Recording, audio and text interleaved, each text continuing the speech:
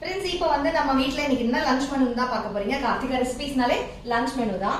மதியானம் lunch menu என்னன்னு பாத்துடலாம். டக் டக்குன்னு சிம்பிளான ரெசிபிஸ் தாங்க செஞ்சிருக்கேன். நான் ஹெல்தியா செஞ்சிருக்கேன். பார்க்கலாமா?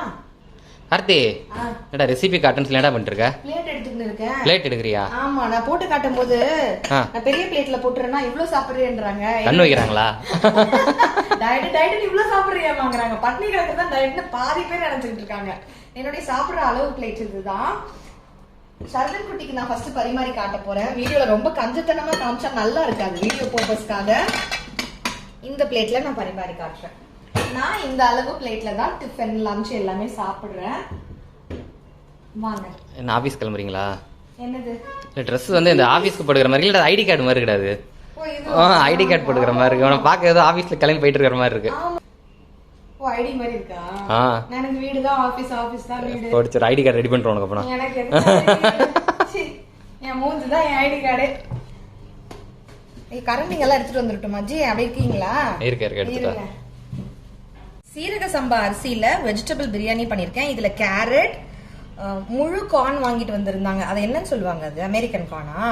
அந்த கார்னை வந்து உரிச்சு வேக வச்சு இதுல ஆட் பண்ணிருக்கேன். அப்புறம் பட்டாணி, உருளைக்கிழங்கு, கேரட்ஸ் எல்லாம் போட்டு சீரக சம்பா பிரியாணி. இது ஷர்வன் குட்டிக்காக பரிமாறுறேன். திரும்ப சொல்ல வச்சுட்டாங்க என்ன பாருங்க. அடுத்தது வந்து பாத்தீங்கன்னா இது வந்து பாத்தீங்கன்னா வெங்காயம் வந்து மொத்தமா நான் இன்னைக்கு காலி பண்ணிட்டேன். ரைத்தாக்கு கூட எனக்கு வெங்காயம் இல்ல. திருப்பி வெங்காயம் வாங்கணும். இப்ப வெளியில போறோம், நாங்க வர வழியில அப்படியே வாங்கிட்டு வந்துருவோம்.